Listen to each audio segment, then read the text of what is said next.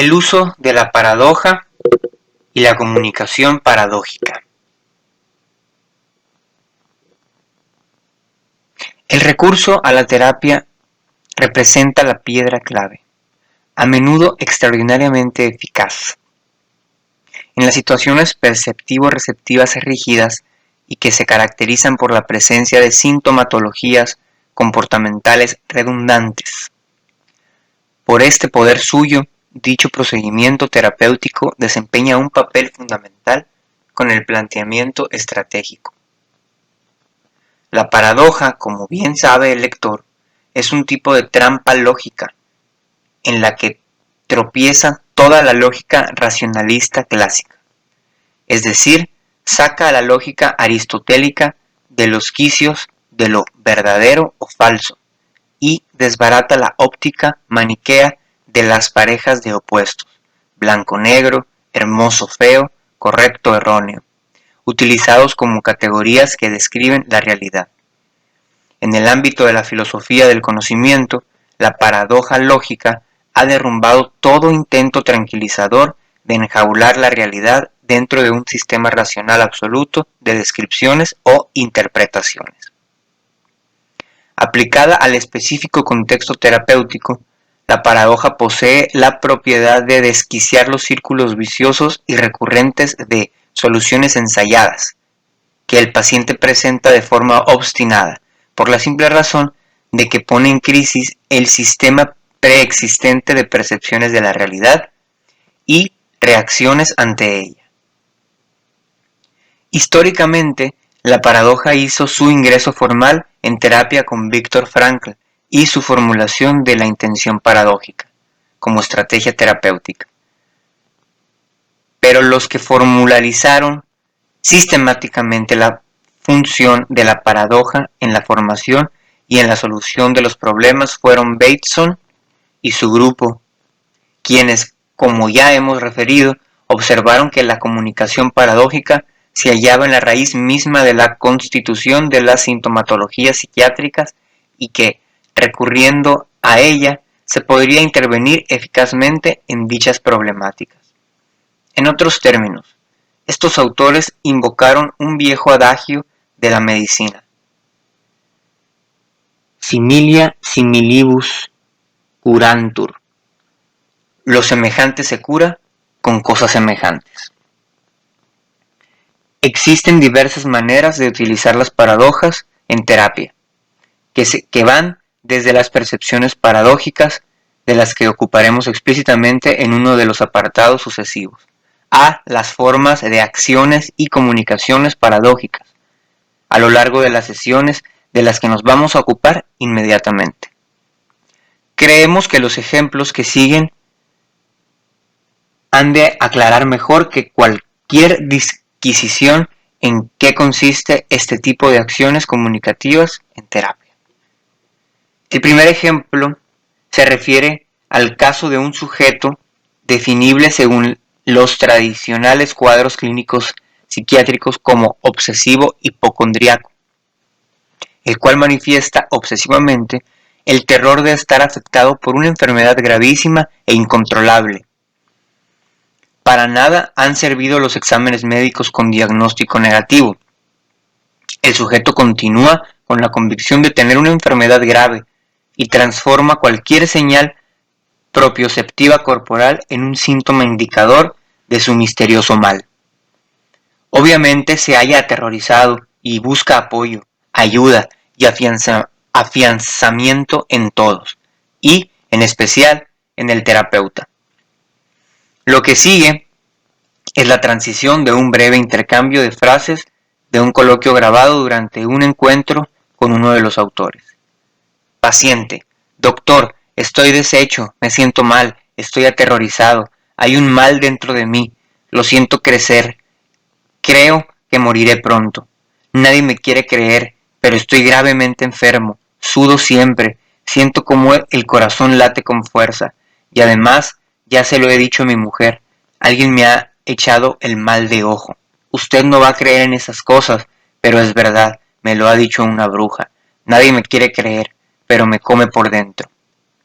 Terapeuta: Estoy convencido de que usted está verdaderamente enfermo y hasta de que su enfermedad es realmente extraña. Sabe, hay muchas clases de mal de ojo. A usted probablemente le han echado el mal de ojo de la muerte. Sí, creo que usted verdaderamente está muy mal. Y cada vez peor. Incluso, si lo miro bien, hasta me parece que está cambiando de aspecto ahora mismo. Usted está mal, es verdad.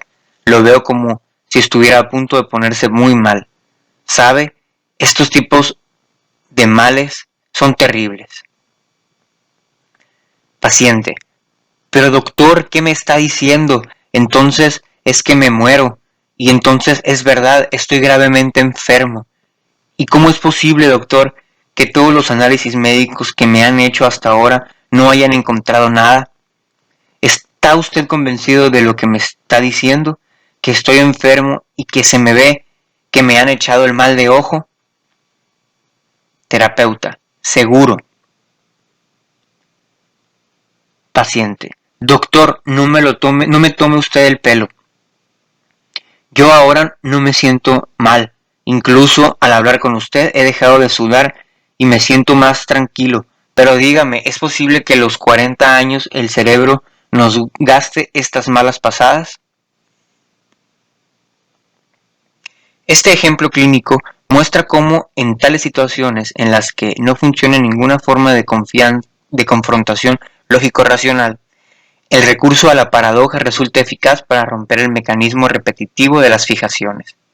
Generalmente, se logra que el paciente primero se impresione y exprese sorpresa, permaneciendo atónito ante ciertas afirmaciones que confirman su terror.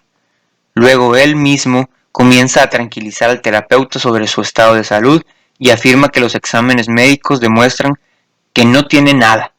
En algunos casos, después de esas relaciones, puede comenzar a sonreír comprendiendo el conflicto benéfico que el terapeuta ha usado.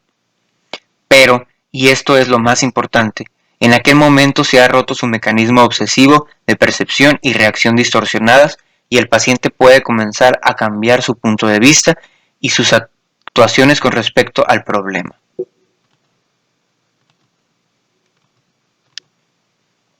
La lógica en que se basa este tipo de intervención paradójica queda bien aclarada con el ejemplo de su utilización frente a actos compulsivos irrefrenables, cuya realización se prescribe.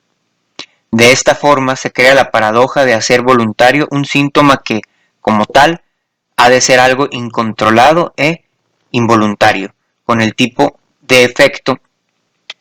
efecto de que llega a anularse, pues desde el momento en que un síntoma se convierte en voluntario pierde por completo su valor sintomático.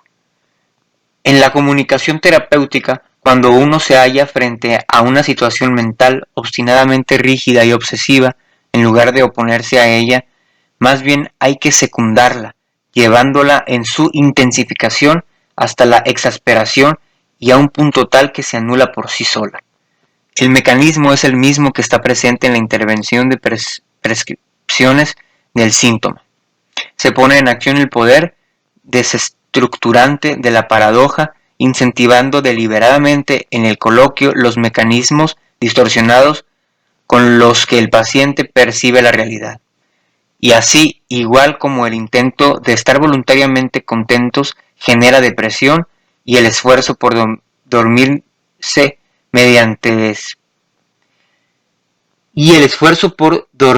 mantiene despierto, el llevar al paciente a realizar intencionalmente con el esfuerzo de la actitud del terapeuta, aquellos procesos mentales distorsionados y aparentemente incontrolables, hace que estos, perdiendo su espontaneidad, pierdan también el valor de síntoma y desaparezcan. El segundo ejemplo explicativo no clínico expresa una tipología ligeramente diversa de acción y comunicación paradójica, pero dotada del mismo poder desencadenante de cambio. Se refiere esto a aquellas situaciones interpersonales en las que, en la interacción, una acción y o mensaje paradójico e imperativo por cuanto ilógico respecto de la previsibilidad habitual de los acontecimientos, transforman la situación. Esta acción no parece ni verdadera ni falsa, se mantiene aparentemente inconcebible con la situación y obliga a quien la recibe a un cambio repentino de los esquemas de su conducta. La enorme eficacia de estas maniobras interpersonales está bien descrita por un extraño hecho acaecido hacia finales de los años 30 en Austria, del que, vista la peculiaridad del acontecimiento, informaron ampliamente los periodistas de la época.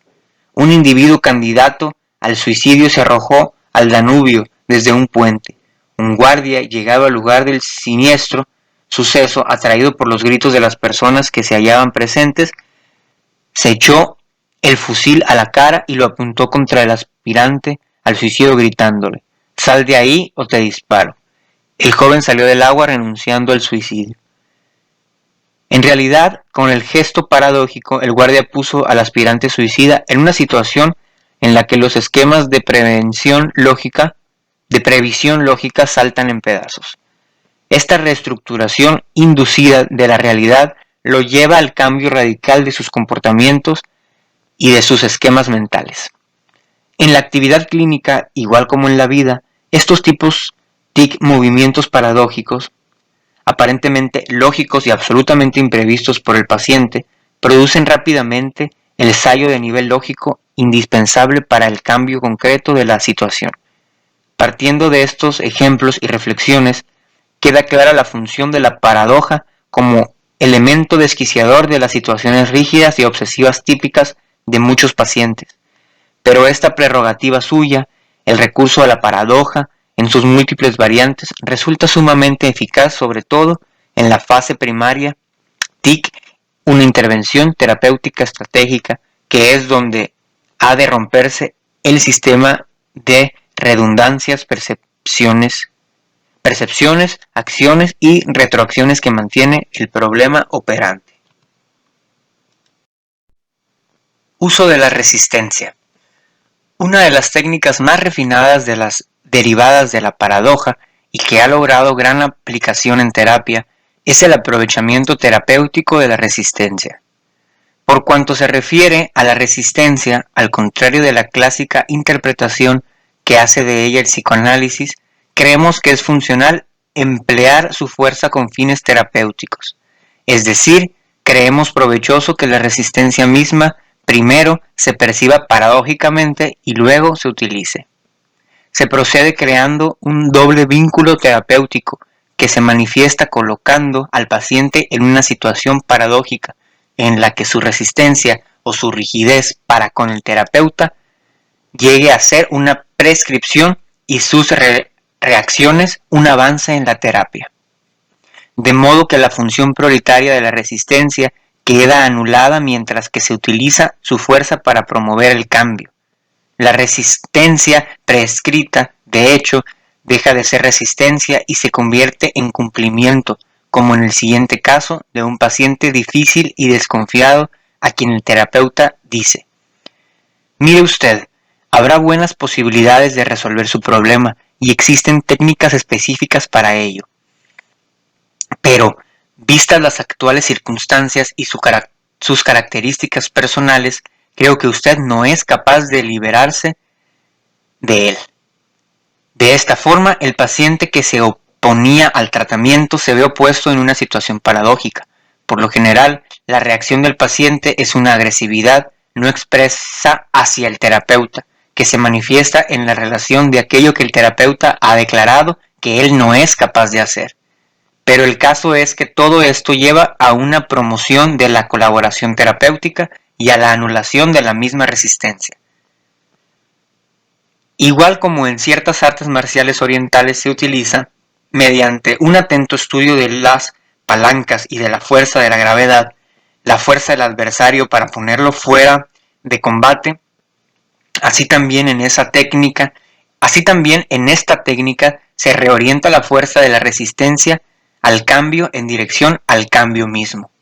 Los hipnotizadores expertos expresan bien esta estrategia cuando reestructuran la resistencia del sujeto a abandonarse en forma de sugestión a una a una profundización en el trance.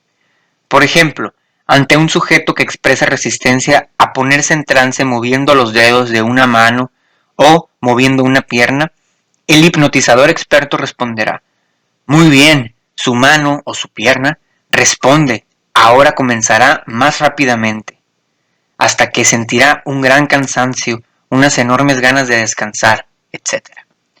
De este modo redefine la resistencia y orienta su fuerza en dirección a la inducción del trance.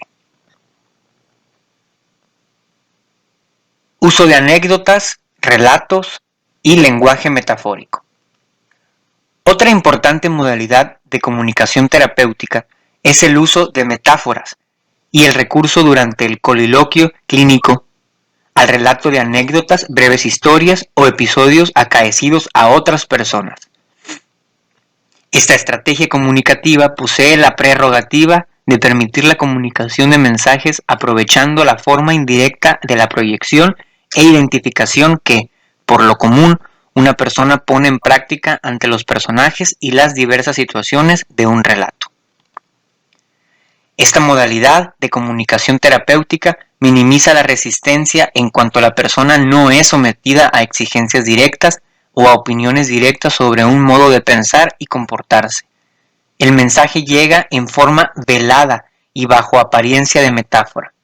Por ejemplo, se puede comunicar a un sujeto fóbico obsesivo el funcionamiento del mecanismo contraproducente de estar auscultándose constantemente, aumentando así la angustia hasta el ataque de pánico, narrando el cuento del 100 pies, el cual, cuando se detuvo a pensar cuán difícil era andar de forma ordenada y elegante con 100 pies al mismo tiempo, ya no supo andar más. Después, se puede exhortar al sujeto a probar el siguiente ejercicio. Ahora, cuando salga de aquí, haga como el 100 pies. Cuando baje las escaleras, concéntrese pensando en lo difícil que es ir bajándolas, mantener el equilibrio paso a paso, poniendo el pie en el sitio justo. Por lo general, cuando se hace esto, la gente comienza a tropezar y ya no sabe andar. Este tipo de mensaje evocador es de mucha más eficacia que cualquier explicación científica, precisa para producir en el sujeto sensaciones y emociones que abren una brecha en su rígida percepción de la realidad y su reacción ante ella. Utilizando esta técnica, se esparcen sugestiones dentro de un relato o son comunicadas en forma metafórica, de modo que no implican directamente al paciente, pero tales sugestiones, por su poder evocador, son verdaderas y auténticas andanadas de cañón para el redundante sistema conceptual y comportamental del paciente. En términos estrictamente lingüísticos, porque se aprovecha la función poética del mensaje, el énfasis hay que ponerlo en el poder evocador de estas formas de comunicación. Todos hemos experimentado este efecto leyendo una poesía que nos toca de un modo especial, o un texto narrativo que nos ha interpelado, o bien contemplado una película. Hemos experimentado la sensación de ser justamente nosotros los protagonistas de la poesía, de la narración o de la película, aun siendo muy conscientes de que no es más que una ficción. Experimentamos pese a ello determinadas emociones evocadas por aquel tipo de comunicación recibida y, por su medio, vivimos una experiencia real y concreta. Erikson, una vez más, ha sido quien ha sabido indicar el camino que hay que seguir para provocar en terapia este tipo de experiencia. Ha pasado a la psicoterapia lo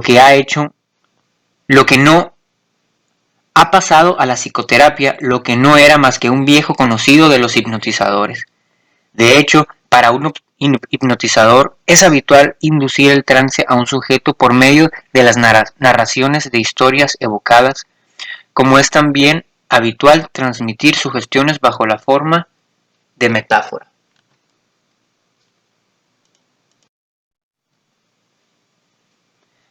Pero sin querer disminuir en nada la genialidad de Erikson, ha de decirse que la eficacia y el poder de esta estrategia de persuasión es un conocimiento empleado en diversos contextos desde hace muchísimos siglos. El lenguaje evocador es, desde siempre, el tipo de comunicación preferido de los grandes líderes religiosos, de los revolucionarios y los dictadores, así como de los escritores y poetas. Baste pensar en las parábolas de Cristo o en las anécdotas de Buda, o, más cercano a nosotros en el tiempo, en el estilo propagandístico de Mussolini y Hitler. Quien trabaje en el campo de la publicidad, para aducir todavía un ejemplo más del poder del lenguaje evocador, para inducir a concepciones y comportamientos nuevos, conoce bien que en la campaña publicitaria de un producto, el primer trabajo fundamental que hay que hacer es la invención de un eslogan que evoque fantasías y sensaciones. Pero aún a quien se mantenga todavía escéptico en lo que se refiere al poder que posee este tipo de lenguaje para inducir a las personas a determinados comportamientos, le ha de ser ciertamente difícil resistirse a la rigurosa demostración hecha al respecto por el famoso sociólogo David Phillips con la formulación del efecto Weather. Este fenómeno tiene una larga e interesante historia. La publicación de la novela de Goethe, Los sufrimientos del joven Weather, que narra el vehemente desengaño amoroso y el suicidio del joven protagonista, produjo un efecto perturbador. Además de un gran éxito para el autor, el libro, con su gran impacto y amplia divulgación, provocó por toda Europa una oleada de suicidios por imitación. Tan potente fue este efecto que en varios países las autoridades prohibieron la circulación del libro. El trabajo de investigación de Phillips sigue las huellas del efecto Weather en los tiempos modernos. Su estudio demuestra que inmediatamente después del suicidio de la primera página, aumenta vertiginosamente la frecuencia de suicidios en aquellas zonas en las que el hecho ha obtenido gran resonancia. Según las estadísticas sobre suicidios en los Estados Unidos de 1947 al 1968, en los 2 meses sucesivos a un suicidio de primera página, se produjeron por término medio 58 suicidios más por encima de la cifra normal.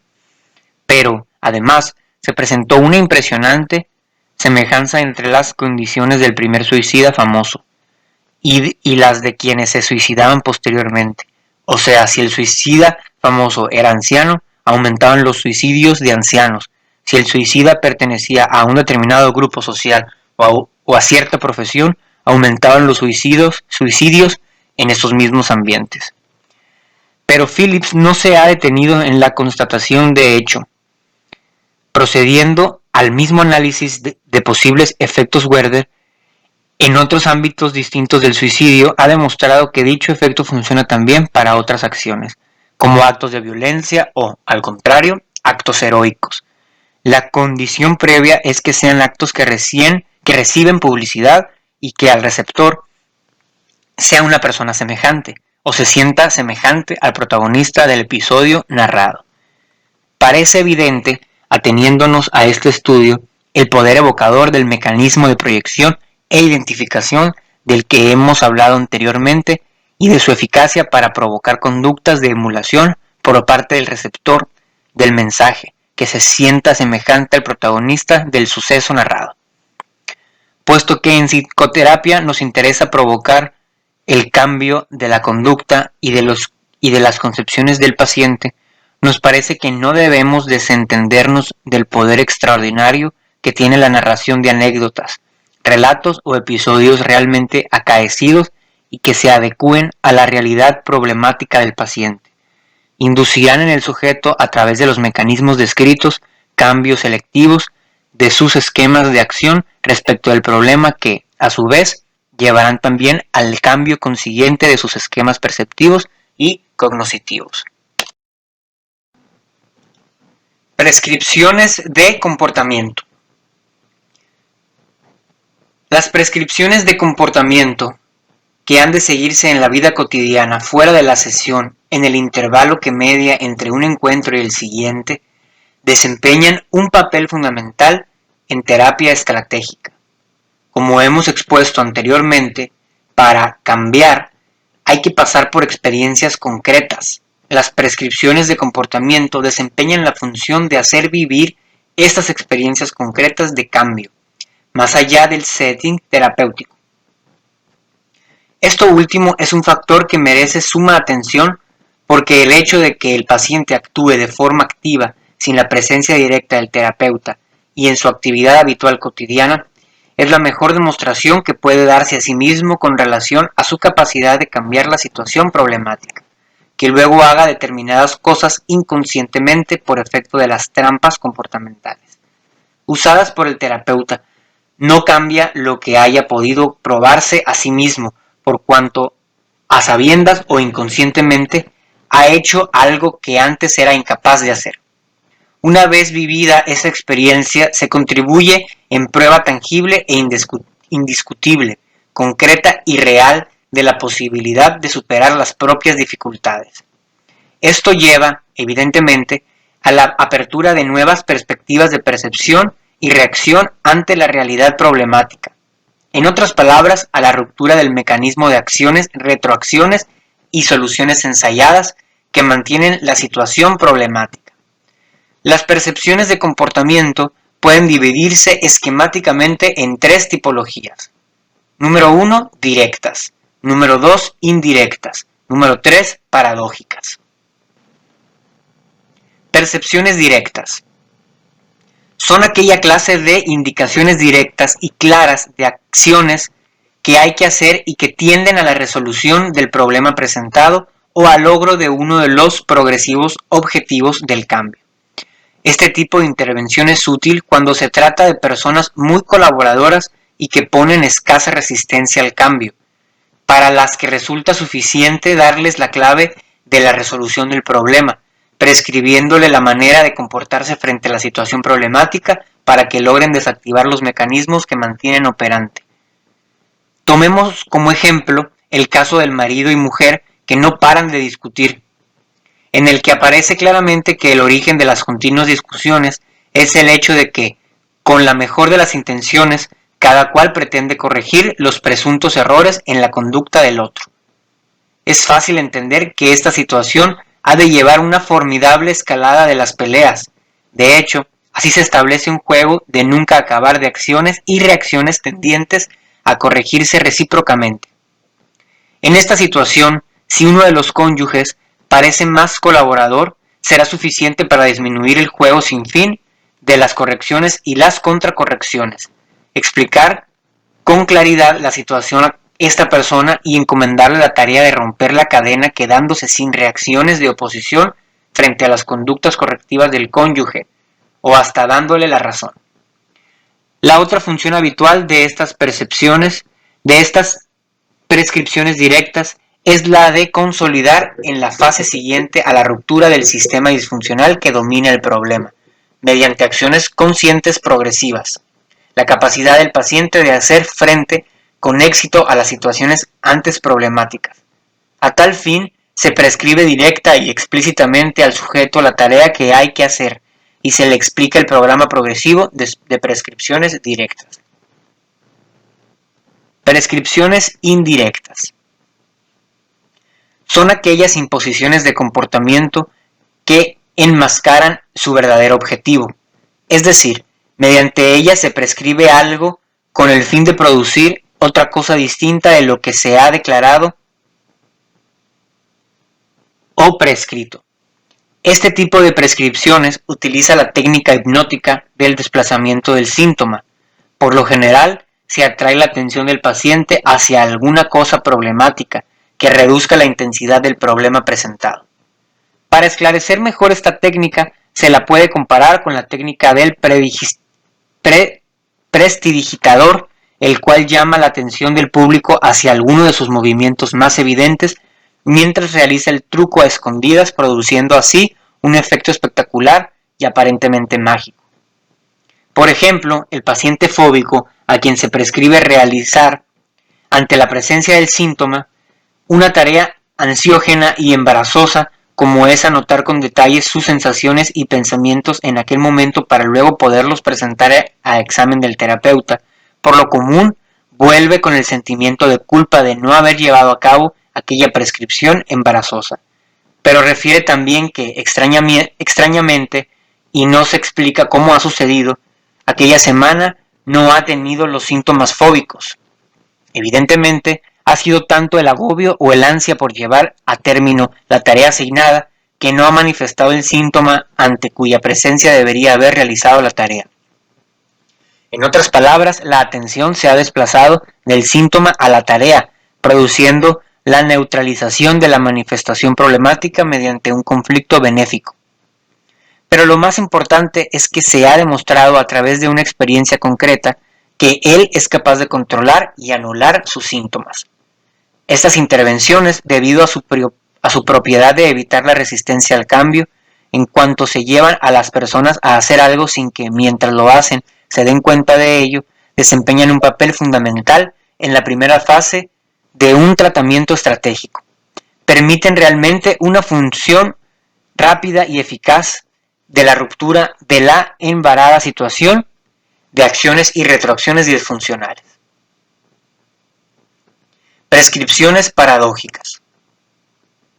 Derivan directamente de las observaciones y reflexiones hechas anteriormente acerca de la utilización de la paradoja en terapia, ante un problema que se presenta como espontáneo o irrefrenable.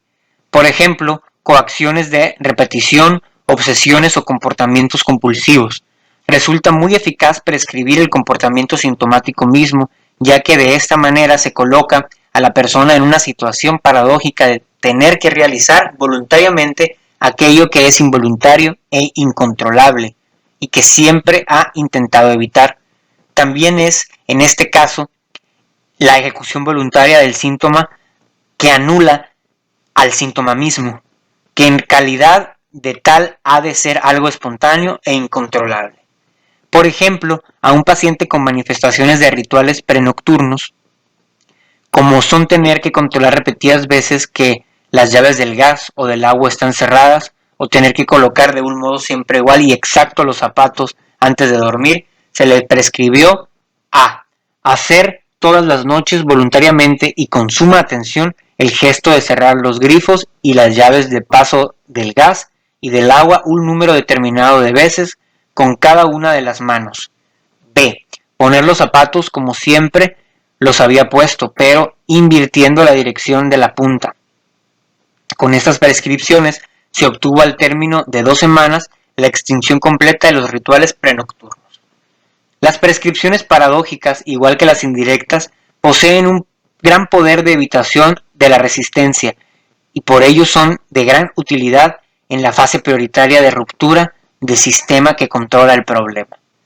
Para que las prescripciones en todas sus formas puedan ponerse en práctica y resulten eficaces, se requiere estudiarlas atentamente y presentarlas al paciente como verdaderos y auténticos imperativos hipnóticos, recurriendo a las técnicas de comunicación terapéutica descritas en el apartado anterior.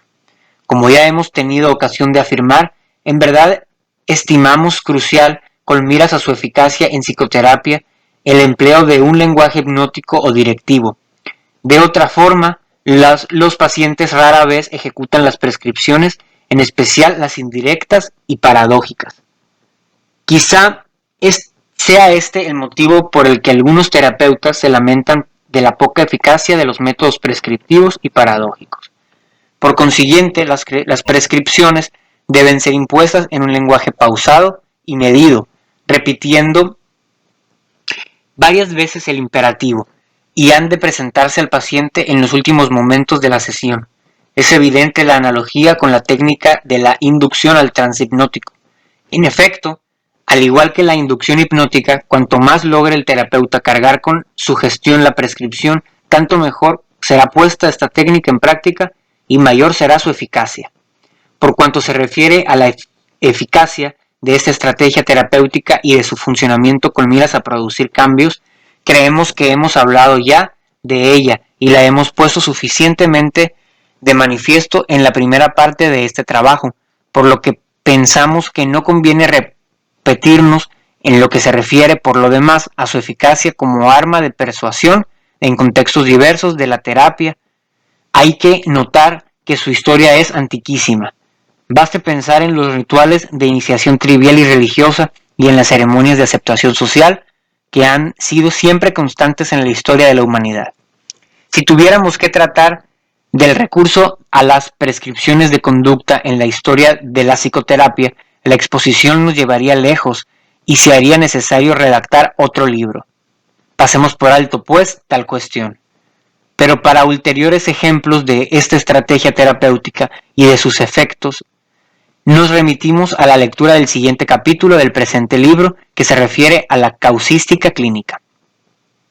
Sin embargo, antes de concluir, es de gran importancia aclarar que, después de haber realizado cada una de las prescripciones, hay que proceder siempre a redefinir el resultado y a felicitar al paciente por la capacidad que ha demostrado. Se le hace tomar conciencia del hecho de que los problemas que le parecían invencibles pueden superarse con cierta comodidad y que él mismo lo ha demostrado con las acciones que ha llevado a cabo. Las prescripciones pueden formularse según diversas modalidades y abarcar las más diversas clases de acciones. Simples tareas que han de realizarse en casa, rituales complicados o acciones que aparentemente nada tienen que ver con el problema presentado por el paciente. Lo importante es que el terapeuta, al imponer las prescripciones, se esfuerce por hallar con inventiva y fantasía la llave justa que ha de abrir la puerta blindada que representa el sistema disfuncional de acciones y retroacciones en que se halla inmerso el paciente. Conclusión del tratamiento. El último encuentro en una terapia estratégica reviste un papel muy importante, el de ser la última pincelada y el marco definitivo de la obra realizada. Su objetivo es consolidar definitivamente la autoría personal de la persona tratada. A este fin, se procede una recapitulación y una explicación detallada del proceso terapéutico desarrollado y de las estrategias que se han utilizado. De este modo, se ofrece a la persona un conocimiento claro, incluso de determinadas técnicas extrañas utilizadas en el tratamiento, órdenes indirectas, sugestiones, prescripciones paradójicas.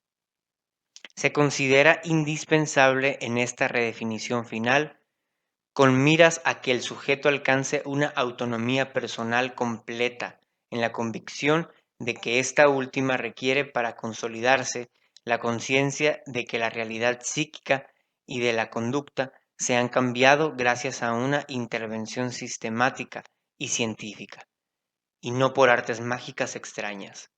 Pero, sobre todo, hay que poner de relieve la capacidad que ha demostrado el sujeto al realizar con constancia y tenacidad el duro trabajo que se le ha exigido para la solución del problema, y la capacidad que ha adquirido de superar por sí solo otros problemas eventuales.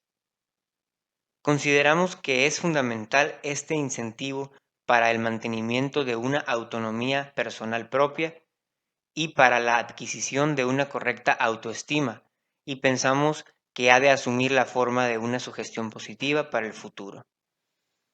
A este fin, es también provechoso recordar que, en el transcurso del tratamiento, se intenta no crear dependencia en modo alguno. De hecho, después de cada pequeño cambio obtenido, se procede con cuidado a felicitar al paciente por su empeño y su capacidad personal al combatir el problema. Además, el tratamiento a plazo breve induce desde el comienzo al paciente a la asunción de sus responsabilidades, incluso para que la terapia tenga éxito. La manipulación por parte del terapeuta de la situación y de su influencia personal ante el paciente se orienta a que adquiera de la manera más rápida posible la capacidad de reaccionar correctamente en cuanto se refiere al problema presentado. Por último, hay que destacar que a lo largo de esta intervención se han activado características y cualidades propias del paciente, que ahora él conoce de un modo consciente y está en condiciones para saber utilizar. Nada se ha añadido que el paciente no tuviera. Ha aprendido a percibir la realidad y a reaccionar ante ella, utilizando positivamente sus propias dotes personales, gracias a experiencias guiadas por el terapeuta, pero ahora es absolutamente capaz de actuar solo.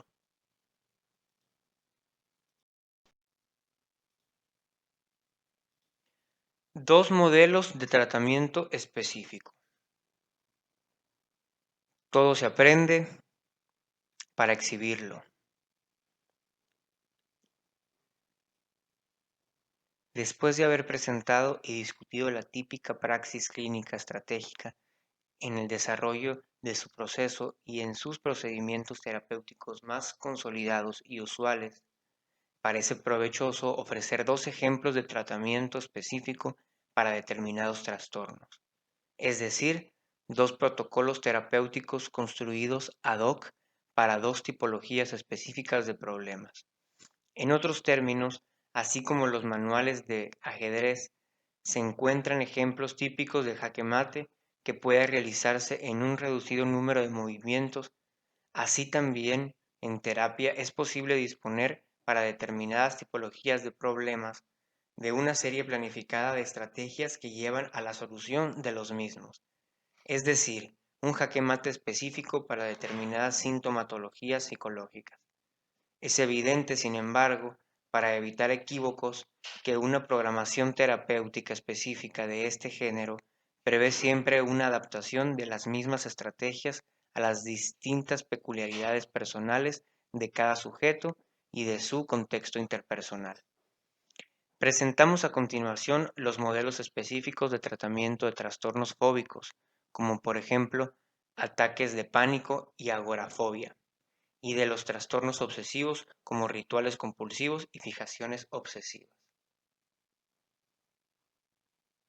Los dos protocolos de tratamiento han sido preparados partiendo de una base empírica, es decir, de la aplicación de un grupo de sujetos con los trastornos mencionados, de una hipótesis de programa terapéutico y de estrategias específicas.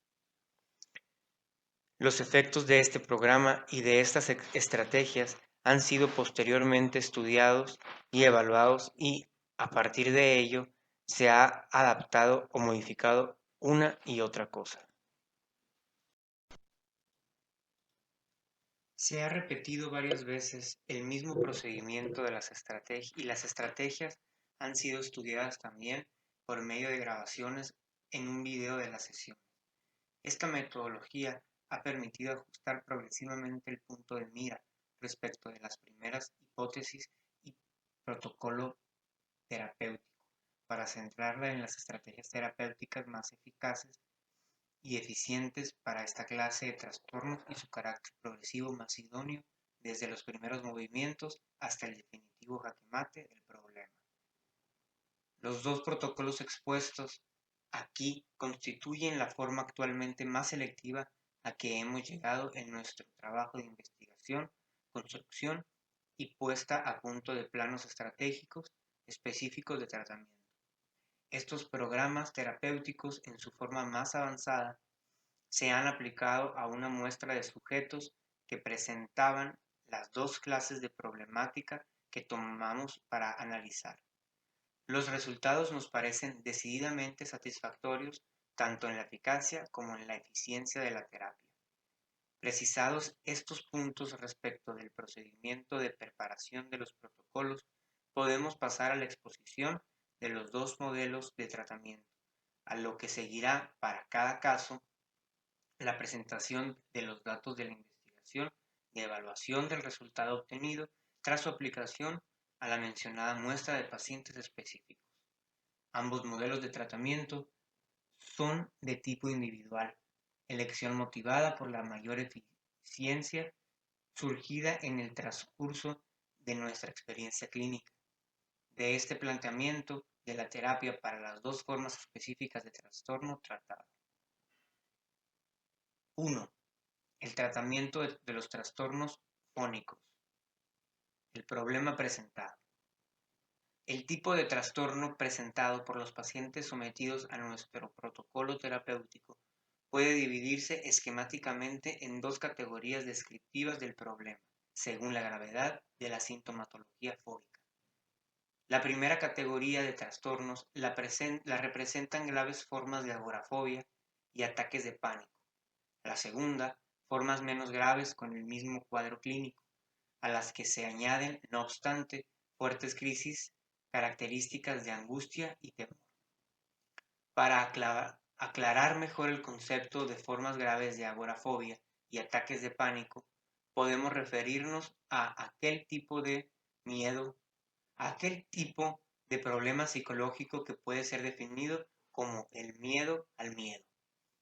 Todos los sujetos tratados que presentaban este tipo de problema habían llegado por causa de su incontrolable miedo al abandono de toda actividad que exigiera un mínimo esfuerzo, responsabilidad o exposición personal, trabajo, deporte, aficiones, fiestas, etc. Eran incapaces de salir solos, igual que eran incapaces de quedarse solos en casa.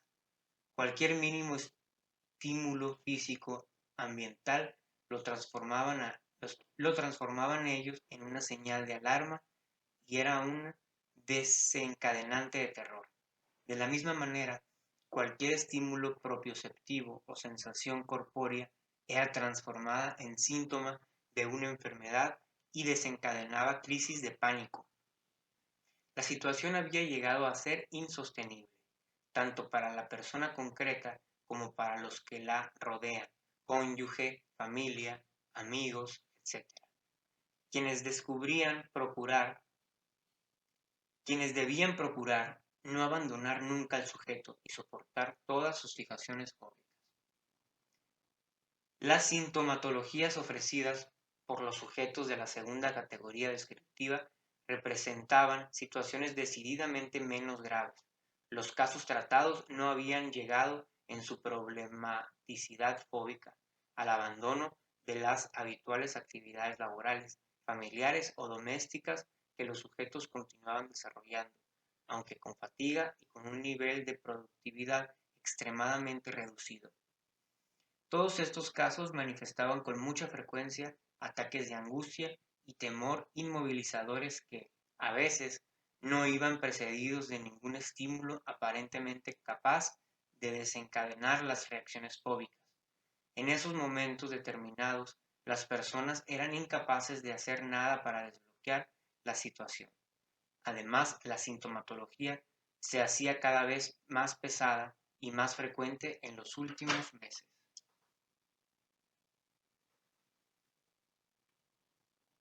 El protocolo del tratamiento.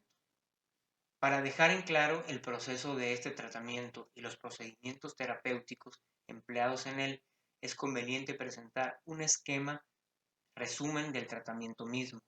El proceso terapéutico se subdivide en 4 estadios que se caracterizan, como ya hemos mencionado, por los objetivos prefijados que han de alcanzarse antes de pasar al estadio sucesivo de la terapia y por las estrategias terapéuticas específicas para cada fase del tratamiento. Esquema del tratamiento. Primer estadio. De la primera sesión a la tercera. Objetivos. A.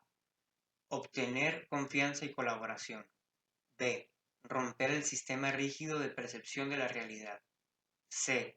Demostrar en la práctica que el cambio es posible. Estrategias. 1. Empleo del lenguaje del paciente. 2. Reestructuración del problema. 3. Prescripciones indirectas. 4. Redefinición de los efectos y los cambios. Segundo estadio. De la tercera sesión a la quinta. Objetivos. A. Refuerzo de la capacidad de cambio. B. Cambio efectivo de la situación. C. Reestructuración cognitiva. Estrategias. 1. Percepción paradójica. 2. Reestructuración. 3. Go Slow Technique. Tercer estadio. De la quinta sesión en adelante. Objetivos. A. Lograr que la persona experimente directamente situaciones de superación gradual del problema. B. Redefinición de la percepción de sí mismo, de los demás y del mundo. Estrategias. 1. Percepciones directas de conducta acompañadas de sugestiones particulares. 2. redefiniciones de la situación después de la realización de cada percepción. Cuarto estadio, última sesión. Objetivo, incentivo definitivo a la autonomía personal y consolidación de la misma. Objetivo, estrategias. 1. Explicación detallada del tipo del trabajo desarrollado conjuntamente y de las técnicas utilizadas. 2. Redefinición conclusiva de las capacidades demostradas al hacer frente y resolver el problema. Sugestión positiva de cara al futuro. Primer estadio, de la primera sesión a la tercera. La primera sesión representa una fase sumamente importante en el tratamiento de los sujetos fóbicos, por cuanto estas personas experimentan la urgencia de hallar una posibilidad de resolver su problema y, si no tienen enseguida la sensación de haber encontrado el buen camino, huyen y van en busca de otra cosa. Por esto, es fundamental empezar cuanto antes con las maniobras terapéuticas focales, comprometiendo rápidamente a la persona dentro del proyecto del cambio. Teniendo en cuenta esto, en la primera sesión, después de haber escuchado atentamente la descripción del problema y de haberse puesto de acuerdo en lo que se refiere a los fines de la terapia, utilizando en esta fase la mencionada técnica del calcado, de modo que se establezca una colaboración terapéutica funcional, se ha procedido a la primera maniobra terapéutica. En esta, es esta una reestructuración del sistema de relaciones interpersonales que vive el paciente fóbico. Por lo común, esta clase de personas vive una situación relacionada que se caracteriza por un sólido sostén social que le proporciona el cónyuge, los padres, los amigos y otras figuras que tienen el buen fin de lograr que el sujeto fóbico se sienta protegido y tranquilo por causa de su pronta intervención apenas entra el sujeto en crisis y pide ayuda. La situación es de tal índole que esta clase de soporte social funciona como una solución ensayada que en realidad perpetúa el problema. Es decir, en lugar de ayudar al sujeto a superar sus propios temores, esta actitud y conducta social alimentan la situación problemática conservándola activa en cuanto mantienen al sujeto enjaulado dentro de sus convicciones de no poder lograr él solo una reacción positiva ante el miedo. De esta consideración deriva que el primer paso de la terapia deberá consistir en la ruptura de este sistema interpersonal de mantenimiento del problema. Para obtener esto, el objetivo del primer movimiento se centra en el modo de percibir dicha realidad por parte del sujeto individual y en sus reacciones habituales. Afirmamos que su problema, como todos los problemas, requiere sin duda de la ayuda de los demás, pero si queremos dar solución a esta situación dramática, debemos partir de la comprobación de que el soporte y la ayuda que se le da no alcanza ciertamente a cambiar su situación. Se continúa diciéndole que no solo no ha de contar con el sostén y la protección de las demás como solución del problema, sino que más bien ha de comenzar a pensar que aquella ayuda le resulta peligrosa y nociva, porque puede agravarle el problema, aun cuando por el momento le sea imposible prescindir de ella. Continuando con el mismo tono, se procede a una especie de disertación teórica sugestiva tendiente a explicar que las personas que rodean al paciente son ya partes integrantes del sistema disfuncional y que, al estar implicadas en el mismo problema, no pueden en realidad aportar nada para el cambio de la situación. Lo que producen con su sostén y ayuda es sólo la confirmación de su incapacidad y su dependencia respecto de ellas. Y esto funciona de una manera tan sutil que la situación no tiene más salida que empeorar todavía más. No obstante, hay que reafirmar que, por el momento, a él no le queda más remedio que recurrir a los demás. Como el lector habrá entendido ahora, Esta primera reestructuración tiende a canalizar el miedo del paciente, incentivándolo con miras a provocar reacciones que rompan un sistema de relaciones interpersonales, el cual contribuye a mantener operante el problema del miedo y de su seguridad. De hecho, redefiniendo el sostén y la ayuda de los demás como algo que aumenta sus síntomas, se remueve la perspectiva del paciente de cara a percibir su vida relacional actual. Ahora puede contemplarla no ya como áncora de salvación, sino como algo peligroso y nocivo. Insertar esta nueva percepción en la mente del paciente quiere decir desencadenar en él el miedo de ser ayudado, porque ser ayudado significa agravar los propios síntomas. En realidad, se cambia el rumbo de la fuerza del trastorno fóbico en dirección a la anulación de la red disfuncional que lo sostiene. Es muy importante, además, destacar en esta reestructuración el hecho de que pese a cuanto se ha afirmado, creemos que el paciente no puede al principio prescindir de la ayuda de los demás. Esta es una imposición paradójica que generalmente aumenta la receptividad del paciente, el cual querrá demostrar al terapeuta que puede prescindir inmediatamente de la ayuda que le resulta nociva y colaborar con él a la resolución de sus propios problemas. Tras esta primera acción terapéutica, que normalmente ocupa gran parte de la sesión, se ha pasado a la provisión de la primera percepción de conducta que ha de realizarse en el contexto de la vida de cada día, aunque afirmando que por el momento se está solo en una fase de indagación y que la tarea asignada no es más que una técnica investigadora que deberá ser llevada a cabo a la letra en orden a permitir un mejor conocimiento de la situación. Se actúa así para evitar que el paciente, al poner en práctica su tarea, se entretenga a calcular sus efectos y se cree de esta suerte una atención excesiva a su respecto que podría inhibir la eficacia de la prescripción. Esta, si se ordena como una simple técnica de diagnóstico, no provoca aquellas expectativas y reacciones.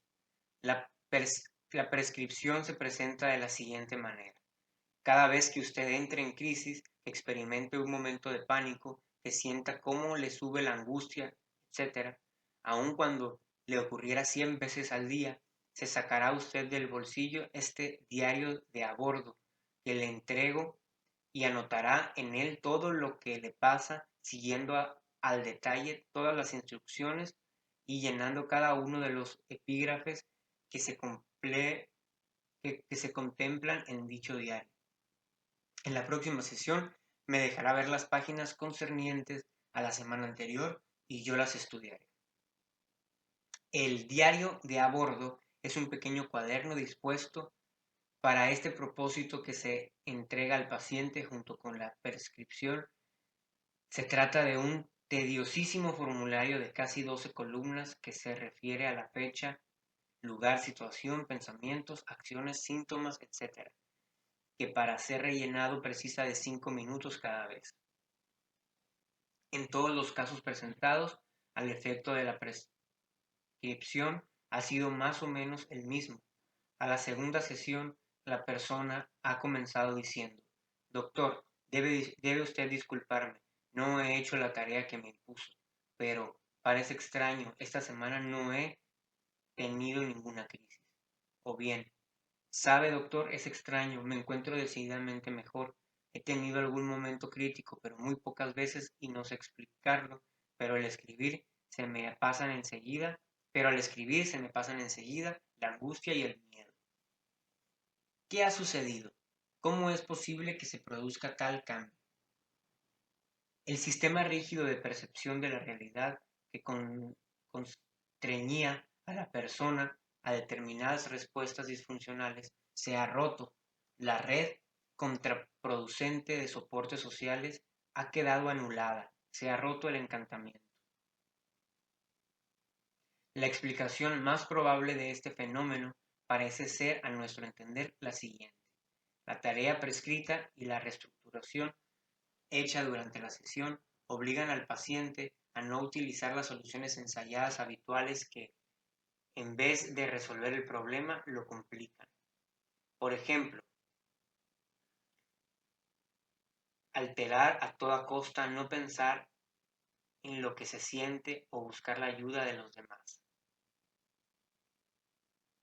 El hecho de tener que anotar escrupulosamente cualquier acontecimiento o pensamiento, además, ha puesto a los pacientes en una situación completamente distinta de la reacción al miedo, porque al tratarse de una tarea embarazosa que ha de hacerse y escribirse, el sujeto fóbico huye del apuro desvinculándose de las reacciones originarias.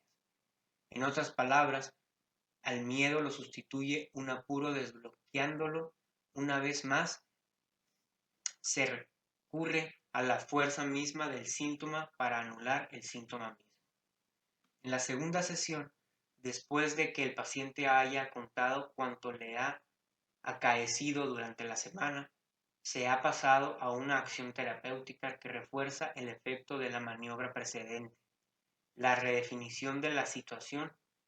Es decir, el problema no es, pues, tan grande como parece, si ha bastado una prescripción tan trivial como esta para modificar la situación. Entonces sus trastornos no son tan invencibles, no son tan inevitables. Usted puede cambiar realmente. Lo ha demostrado esta semana y a lo largo de toda la sesión se ha insistido en esta redefinición del problema. Con ella, además de la ruptura del sistema rígido de respuestas disfuncionales, se obtiene una consolidación inmediata de la confianza del paciente en sus propias capacidades. Es decir, se empieza a desplazar su punto de observación consciente de la realidad desde una perspectiva disfuncional a otra más funcional. Llegados aquí, si la respuesta a las primeras acciones terapéuticas ha sido óptima, al final de la segunda sesión se ha pasado al segundo estadio del problema terapéutico y, en caso contrario, se ha mantenido la prescripción por otra semana más para proceder luego a repetir la redefinición en la sesión tercera, siempre y cuando se haya llegado en estos casos al efecto deseado. Segundo estadio, de la tercera sesión a la quinta. En los últimos minutos de la segunda o tercera sesión, se ha procedido en todos los casos a la asignación de una nueva prescripción de conducta, precisando más a una prescripción paradójica del tipo sé espontáneo. Es decir, ya que usted se ha comportado con tanta decisión durante las semanas pasadas para combatir su problema, ahora le doy una tarea que le parecerá aún más extraña y absurda que la que ha llevado a cabo hasta ahora. Pero, como hemos acordado, deberá ponerla en práctica.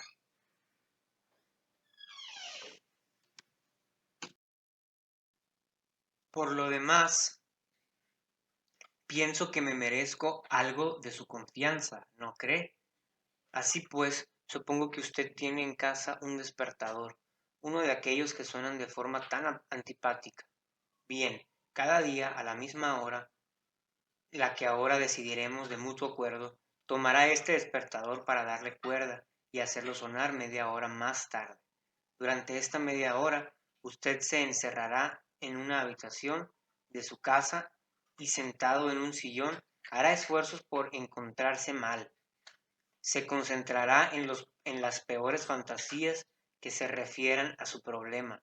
Pensará en los peores miedos hasta producirse voluntariamente una crisis de angustia y pánico, quedándose así por toda la media hora. Cuando suene el despertador, parará usted el ruido e interrumpirá la tarea, dejando los pensamientos en las sesiones que se ha provocado y reanudará su actividad normal cotidiana. Los efectos de esta prescripción paradójica han sido de dos clases. La primera: doctor, no he logrado sumergirme en la situación. He hecho esfuerzos, pero todo me parecía tan ridículo que hasta ahora me han venido ganas de reír. La segunda: doctor, he logrado hacer lo que me mandó tan bien que he tenido las mismas sensaciones que tenía antes de visitarme con usted. He sufrido muchísimo. Luego, por suerte, ha sonado el despertador y todo ha acabado. Hay que observar que en ambas clases de respuestas, en el transcurso de la jornada, fuera de la media hora durante la cual se realizaba la tarea, la mayor parte de los pacientes no había tenido ningún momento de crisis y algunos solo algún que otro episodio esporádico de angustia fácilmente controlable. En la sesión siguiente, después del relato del paciente sobre el efecto de la prescripción, se ha procedido a redefinir una vez más la situación. En el caso de la primera respuesta, la redefinición ha sido: como ha podido comprobar, se puede anular su problema precisamente provocándolo voluntariamente. Es una paradoja, pero sepa usted que a veces nuestra mente funciona más con paradojas que con lógica. Usted está aprendiendo a no caer más en la trampa de su trastorno y de sus soluciones ensayadas, que complican los problemas en vez de resolverlos. Y por toda la sesión se ha seguido con este mismo tono. En el caso de la segunda respuesta, la redefinición ha sido, en cambio: muy bien, usted está aprendiendo a modular y administrar su trastorno. Si usted es capaz de provocar los síntomas de manera voluntaria, también ha de ser capaz de reducirlos y anularlos. Y se ha seguido de igual manera durante toda la sesión. En ambas situaciones, por consiguiente, la redefinición se ha centrado sobre el esfuerzo de la conciencia y la confianza relativas al cambio y a la resolución completa del problema. El paciente ha tenido la irrefutable demostración concreta de que la eficacia del trabajo que está haciendo junto con el especialista. Esto lo lleva, por una parte, a una excepcional colaboración terapéutica y, por otra parte, a un ulterior cambio progresivo de percepción de la propia realidad. Además, se ha tenido cuidado de atribuir la responsabilidad del cambio a las capacidades personales del paciente, presentando al terapeuta como a un estratega que utiliza técnicas concretas para emerger aquello que la persona posee, pero que ésta no sabe utilizar. Esta consideración estimula increíblemente a quienes siempre se han considerado ineptos y que en ellos se han visto confirmados por cuantos los rodean. De modo que se centra la atención sobre el incremento de sus competencias personales y de su autoestima.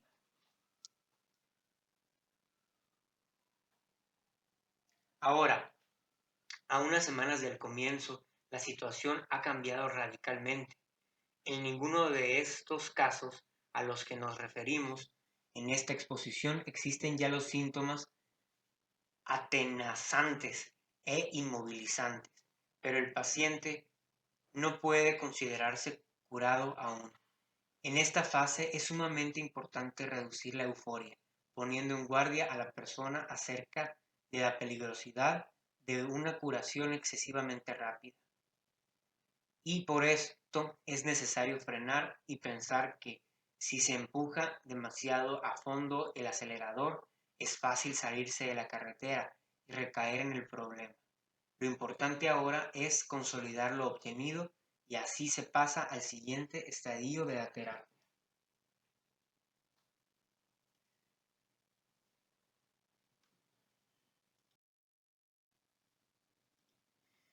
Tercer estadio, de la quinta sesión en adelante. Llegados a esta fase de la terapia, el paso sucesivo ha sido la programación de prescripciones directas de conducta, basadas en una sola escala progresiva de situaciones ansiógenas, a las que se expone sucesivamente el paciente. Esto presenta una cierta analogía con lo que se hace en las desensibilizaciones sistemáticas de la conducta, pero a cada prescripción directa se le añade una sugestión que lleva inexorablemente a la persona a realizar la tarea ansiógena. Por ejemplo, a una mujer de 33 años que en ese momento de la terapia había elegido como primera tarea directa ansiógena conducir un coche, se le pidió que describiera detalladamente un episodio de pánico en automóvil que recordara muy bien.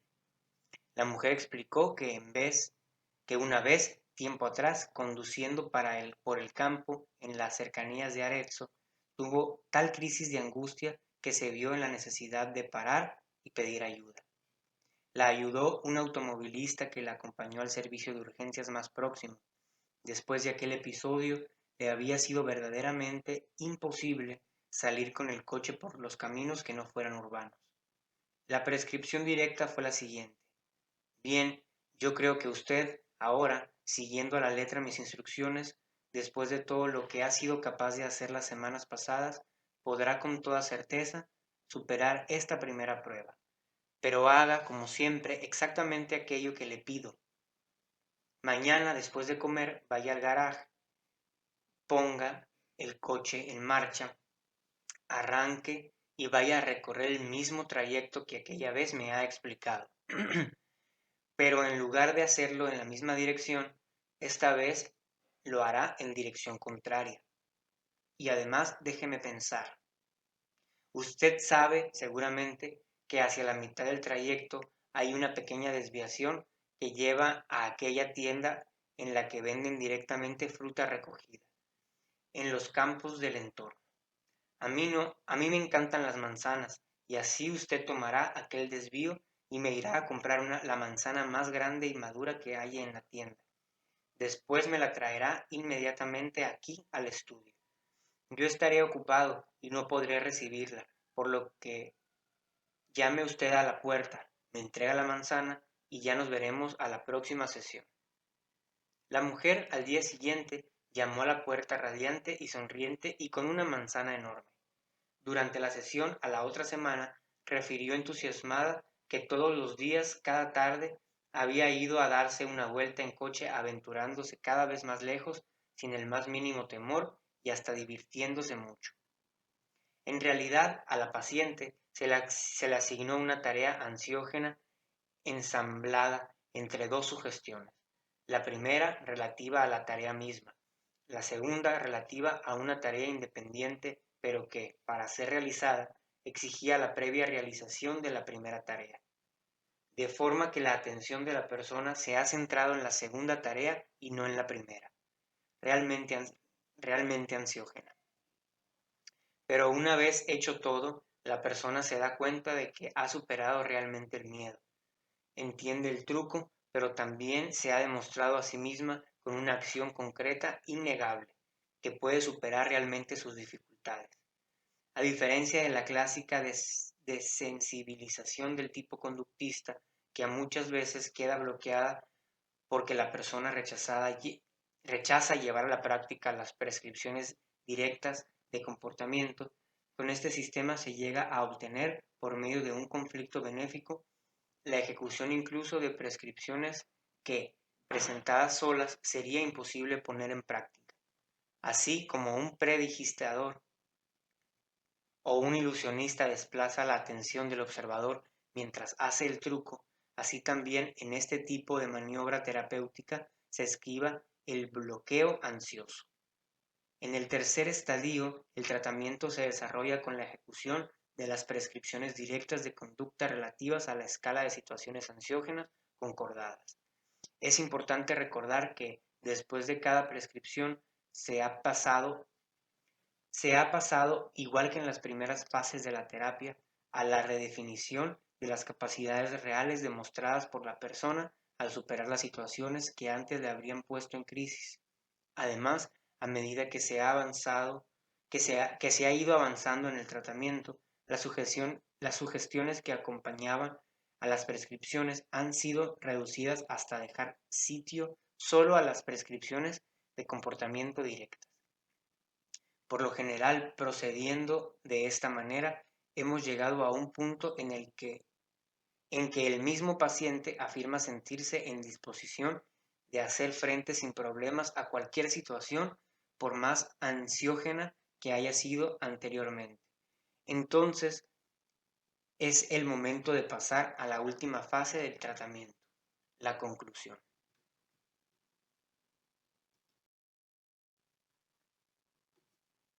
Cuarto estadio, última sesión. La última sesión, como ya hemos explicado, desempeña la función de ser la pincelada final y el marco adecuado de la obra hecha, con el objetivo de consolidar definitivamente la autonomía personal del paciente. A este respecto, se ha procedido a un epílogo y a una explicación detallada del proceso terapéutico desarrollado y de las estrategias utilizadas, explicando bien su funcionamiento, reafirmando siempre que el cambio ha tenido lugar gracias a las dotes personales del paciente. El terapeuta solo ha activado estas características personales ya presentes, no ha añadido nada, incluso porque esto sería del todo punto imposible. Partiendo de aquí, hemos concluido afirmando que el paciente ya ha aprendido a utilizar bien sus propias dotes personales y que, por consiguiente, ahora ya no tiene ninguna necesidad del terapeuta. Nos hemos puesto de acuerdo sobre las modalidades del follow-up, seguimiento, y nos hemos despedido ahora del ex paciente. Eficacia y eficiencia del tratamiento. Muestra. El protocolo de tratamiento expuesto hasta aquí ha sido aplicado a 41 sujetos. Todos ellos representaban las tipologías descritas de trastornos fóbicos. La muestra se componía de 24 mujeres y 17 hombres, con una edad media de 31 años, a partir de un mínimo de 18 años para el sujeto más joven y un máximo de 71 para el sujeto de mayor edad. El grupo social de pertenencia de los sujetos era muy poco homogéneo, igual que sus ocupaciones profesionales que abarcaban desde el docente profesional, al médico, al obrero, a la mujer ama de casa y al estudiante. Por consiguiente, podemos afirmar que la muestra era representativa de realidades personales muy diversas, asimilables solo por su sintomatología fóbica, así como significativo era el nivel estadístico, el número de casos tratados. Eficacia. La eficacia se ha evaluado considerando a. La valoración del resultado final de la terapia. b. Si, a distancia de cierto tiempo, los resultados obtenidos se han mantenido o, al contrario, se han presentado recaídas sintomáticas o ha aparecido síntomas sustitutivos de los originarios. Basándonos en este criterio metodológico, los resultados del tratamiento han sido los siguientes. 32 casos completamente resueltos, es decir, casi con un total resolución del problema al final de la terapia y la ausencia de recaídas en el transcurso de un año. 7 casos muy mejorados, esto es, casi con remisión completa de los síntomas al final de la terapia o que han demostrado en los correspondientes seguimientos la presencia de esporádicas y ligeras crisis de angustia, pero rápidamente controladas. 2 casos poco mejorados, es decir, con reducción parcial de la sintomatología al final del tratamiento, que han referido en el follow-up la presencia de frecuentes momentos críticos de angustia y miedo, pero estos momentos críticos han sido definidos por los sujetos como mucho menos fuertes que los anteriores a la terapia. Ningún caso sin modificar, es decir, ningún caso que haya mejorado. Esto significa que el tratamiento ha obtenido un éxito total con el 78% de los casos. Este éxito hay que referirlo al final del tratamiento, aunque haya habido ligeras recaídas con el tiempo. En el 17% de los casos, poco éxito en el 5% de los casos, tanto al final del tratamiento como posteriormente. Eficiencia.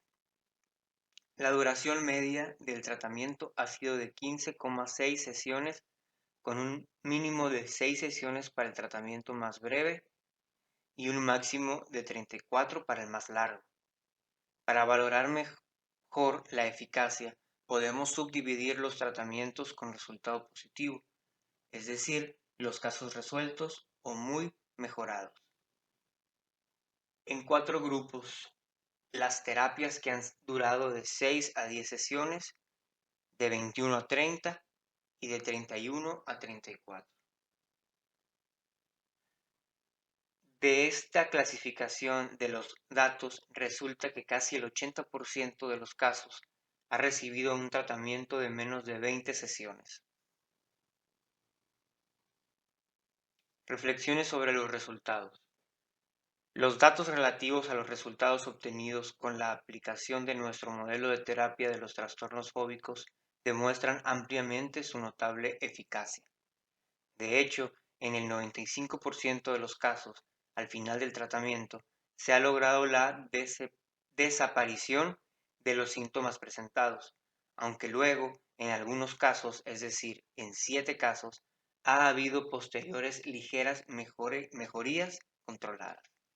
Hay que notar, por tanto, que solo un 5% de los casos se han obtenido escasos resultados y que no hay ningún caso que haya quedado inalterado o que haya experimentado empeoramientos como consecuencia del tratamiento. Por último, el dato que nos parece más destacable de este tipo de tratamientos es su sorprendente eficacia y eficiencia. En realidad, si consideramos que casi el 8% de los casos ha sido tratado con menos de 20 sesiones, esto es, en el tiempo de 4 a 5 meses, y lo comparamos por las psicoterapias, resulta evidente la enorme capacidad de este protocolo del tratamiento para producir resultados efectivos en tiempos cortos.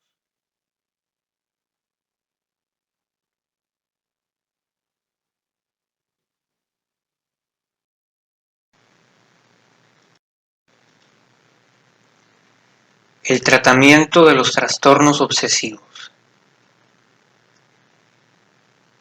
El problema presentado. Los sujetos de la muestra a la que se ha aplicado el tipo de tratamiento que se expone aquí presentaban todos formas más bien graves de neurosis obsesiva con presencia de repertorios de acciones compulsivas. Las personas acusaban fuertes fijaciones y manías y estaban obsesionadas por tener que repetir continuamente algunos rituales o, en ciertos casos, por tener que repetir y controlar varias veces cada acción llevada a cabo con el fin de verificar su dudosa corrección. Su pensamiento se centraba continuamente en intentar no tener esas extrañas ideas en la cabeza, pero cuanto más se esforzaban por no hacer ciertas cosas o no pensar en ellas, más se veían en la situación de hacer las repeticiones y los rituales y de pensar de un modo cada vez más retorcido. Pero, seguramente, algún ejemplo ilustrará mejor el tipo de problema que dichos sujetos presentaban. 1. Un joven contable que se veía obligado por su fijación obsesiva de no equivocarse a controlar y controlar de nuevo hasta el infinito de los sucesivos numéricos de las facturas y demás material de trabajo, hasta que se derrumbó y tuvo que dejar temporalmente el trabajo. 2.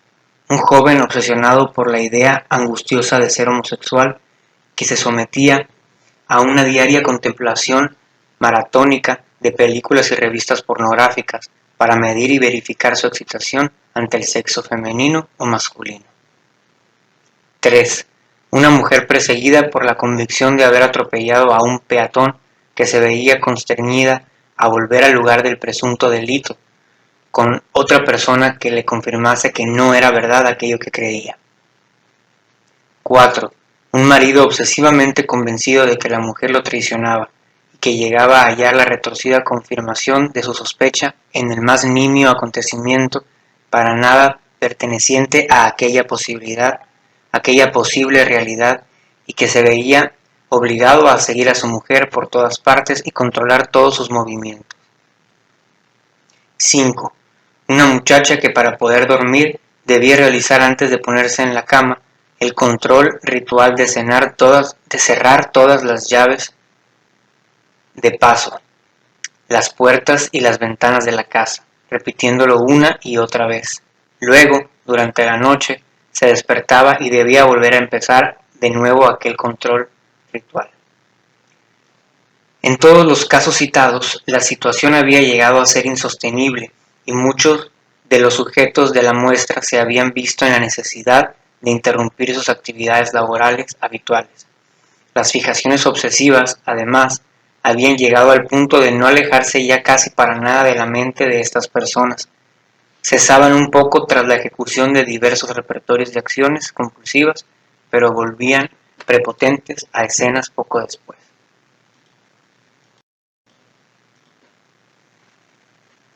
El protocolo del tratamiento.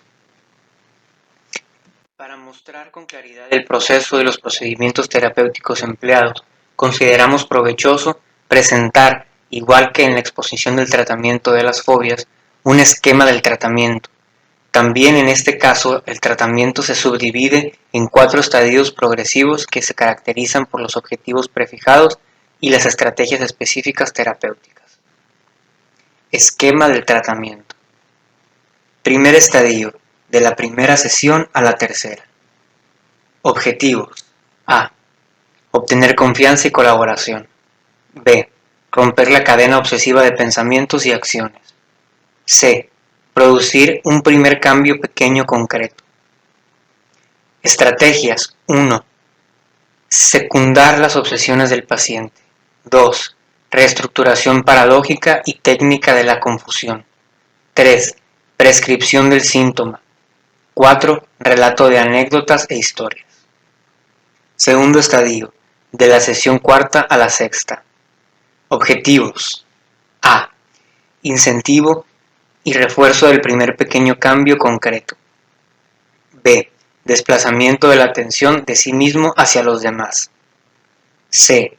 Ulterior progreso en cambios concretos. Estrategias. 1. Paradoja del B despacio. 2. Previsión paradójica de recaídas. 3. Prescripción del antropólogo. Tercer estadio, de la sexta sesión en adelante. Objetivos. A. Consolidación progresiva de la capacidad de no recaer en las obsesiones. B. Redefinición de la percepción de sí mismo, de los demás y del mundo. Estrategias. 1. Redefinición de la actual situación. 2. Prescripción de la fórmula mágica. Cuarto estadio, última sesión. Objetivo: consolidación definitiva de las capacidades y de la autonomía personal del paciente. Estrategias. 1. Explicación detallada del trabajo realizado. 2. Redefinición conclusiva de la decisión y de la capacidad mostrada por el paciente. Primer estadio, de la primera sesión a la tercera. El primer encuentro con el paciente se ha centrado, como de costumbre, en la adquisición de la capacidad de intervención mediante la constitución de una atmósfera de contacto y aceptación interpersonal. Para este fin, con los pacientes obsesivos, aún más que con los otros tipos de pacientes, es fundamental secundar y aceptar manifiestamente sus fijaciones y sus maneras retorcidas de pensar. De otra forma, se produce inmediatamente una relación contraproducente. De hecho, el terapeuta que se intenta convencer al paciente de carácter absurdo de sus convicciones y, a partir de aquí, procura cambiar su manera de actuar, pone en funcionamiento lo mismo que intentan hacer respecto de las personas obsesivas sin éxito alguno, cuanto se guían por el sentido común, esto es, utilizar la lógica ordinaria, aplicándola a cosas que no funcionan de acuerdo con esta lógica, con el efecto de no producir en el sujeto obsesivo ningún tipo de cambio, sino solo la sensación de no ser comprendido en modo alguno. Al contrario, la actitud que, como confirman nuestros trabajos con tales sujetos, resulta más benéfica es la que se funda en una lógica paradójica, que se concreta en el primer encuentro, en la demostración activa de la aceptación de sus fijaciones estrafalarias, tomando en seria consideración la posible sensatez de sus absurdas convicciones y buscando incluso una especie de justificación partiendo del supuesto de su posible utilidad. Como consecuencia de esta convicción, al definir el problema y al intentar el acuerdo respecto de los fines del tratamiento, se ha utilizado la estrategia usual comunicativa del calcado, junto con el radical descarte de afirmaciones y opiniones manifestadas que pudieran contradecir el punto de vista del paciente, y hasta más bien se ha secundado y reforzado este último en el transcurso de la sesión por medio de una reestructuración particular del problema. Se ha procedido, de hecho, en la parte final de la sesión, a una elaborada, tortuosa, pedante y poco clara reestructuración del trastorno presentado, con el recurso de citas de hechos e ideas orientada a demostrar que, a menudo, estos trastornos pueden desempeñar un papel importante o una función determinante en la personalidad humana. Pueden ser una dote acrecentada, un don reservado a pocos seres humanos, atentos y sensibles para con los demás. Y se ha terminado con la sugerencia de reflexionar durante la semana sobre esta posible realidad. En la práctica, se redefine el síntoma presentado, sembrando la duda acerca de que éste pueda ejercer un papel positivo, de que posea un objetivo positivo que hay que investigar. Todo esto complica aún más la ya complicada red de pensamientos del paciente, conducirla a su exasperación paradójica y, al mismo tiempo, orientar al sujeto hacia una nueva y sorprendente perspectiva de análisis de estas realidades. El hecho de crear confusión mental en el paciente mediante razonamientos más complicados y elaborados que los suyos y de insertar la duda absurda del posible carácter positivo de sus sufrimientos ha producido los siguientes efectos. En la segunda sesión, los pacientes han referido dos tipos de reacción que pueden aclararse mediante extractos de las grabaciones. Doctor, ¿sabe? He pensado toda la semana para qué sirven estas ideas mías y estas acciones mías extrañas, pero no entiendo nada. Pero he de decirle que he tenido la mente más tranquila todos estos días. O bien, doctor, creo que he entendido que estas acciones que hago sirven realmente para algo, pero no sabría decir para qué. Debo decir que me he sentido algo mejor, he tenido menos fijaciones. El efecto de la reestructuración paradójica ha consistido, pues, en disminuir, aunque fuera poco, la tensión obsesiva, complicándola aún más, pero orientándola en su complejidad hacia un oscuro y misterioso posible sentido positivo de los trastornos que padece el sujeto. Esto ha permitido centrar la atención sobre algo diverso de lo habitual, cosa que se ha logrado de modo que el sujeto, en vez de intentar no pensar y no actuar de forma compulsiva, esforzándose por controlar aquellos impulsos, ha concentrado su atención en la posible utilidad de los síntomas o trastornos. Obviamente, esta inexistente utilidad no ha podido ser identificada, pero la búsqueda complicada en este sentido ha hecho disminuir, por efecto de la paradoja, el mecanismo obsesivo de las soluciones ensayadas, como son intentar no pensar y por ello pensar aún más o intentar no actuar de una cierta manera y por ello hacerlo aún más. Como decíamos anteriormente, intentar voluntariamente hacer algo de forma espontánea inhibe la espontaneidad y hace imposible realizar lo que se quería hacer con todo el esfuerzo. En las personas obsesivas, el intento obsesivo de controlar las obsesiones produce el efecto del mantenimiento y del incremento de las mismas. Desactivar, aunque solo sea un poco, este mecanismo produce una disminución rápida de la tensión. En la segunda sesión, tras el informe del paciente, se ha procedido al refuerzo de la hipótesis de un papel funcional positivo de los síntomas para la personalidad del paciente mediante otra serie de razonamientos y suposiciones, todavía más complicada y retorcida, para llegar en los últimos minutos de la sesión a la asignación de una prescripción de comportamiento del tipo paradójico, que no tiene otro fin que incidir directamente en los comportamientos compulsivos. Para ser exactos, una prescripción del mismo síntoma verdadero y real, formulada como sigue. Bien, basándonos en lo que hemos dicho hasta aquí, ahora yo le asigno una tarea concreta que usted tendrá que realizar sin hacerme preguntas o pedirme explicaciones, porque esto le ayudará a usted a solucionar las dudas acerca del papel positivo de su trastorno, por lo que deberá apañárselas por sí solo. Así pues, quiero que usted, cada vez que encuentre en la situación de tener que hacer aquello que siente obligación de hacer, en vez de resistir y no hacerlo, lo repetirá voluntariamente 10 veces, exactamente, 10 veces, ni una más ni una menos, 10 veces exactamente. Esta prescripción se ordena como una auténtica sugestión hipnótica, con un lenguaje pausado, cadencioso, repetido y redundante por cuanto se refiere a especificar exactamente el comportamiento que hay que seguir. Para aclarar mejor el contenido de las prescripciones, digamos que, por ejemplo, en el caso del contable que controlaba continuamente los números progresivos de las facturas, el joven habría debido contar cada vez 10 veces. En el caso de los rituales prenocturnos, la mujer debía repetirlo siempre 10 veces.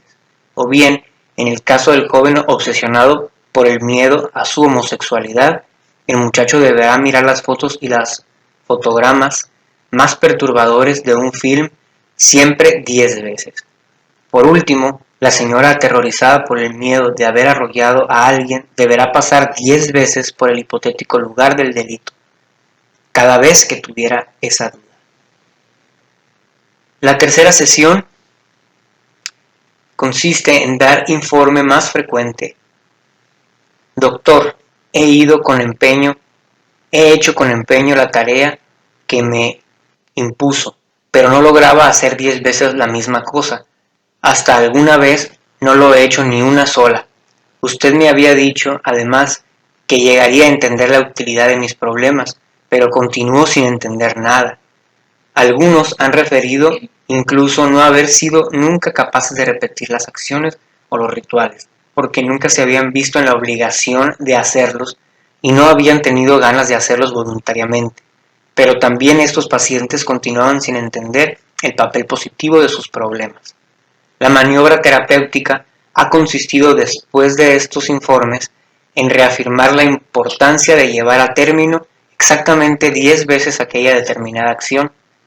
De otra forma, ellos no podrían esclarecer el papel positivo de los síntomas, ni llegarían a ejercer su control. Por ello, se ha mantenido la prescripción todavía para otra semana, destacando que se estaba comenzando a asumir el control de la situación. Al final de la sesión, mientras se les acompañaba hacia la puerta, se les explicaba a los pacientes la siguiente historieta. Según un antiguo cuento, una vez una hormiga pidió a un 100 pies, ¿sabe usted uno de aquellos animales que se mueven tan bien y con tanta elegancia con 100 pies a un mismo tiempo? ¿Quieres decirme cómo hacer para andar tan bien con tantos pies a la vez? Explíqueme cómo lo haces para controlarlos todos a un mismo tiempo. El 100 pies comenzó a pensar sobre aquello y no logró moverse ni caminar más. Tras esta breve narración, se ha saludado a los pacientes y se les ha invitado a reflexionar sobre el significado de la historieta.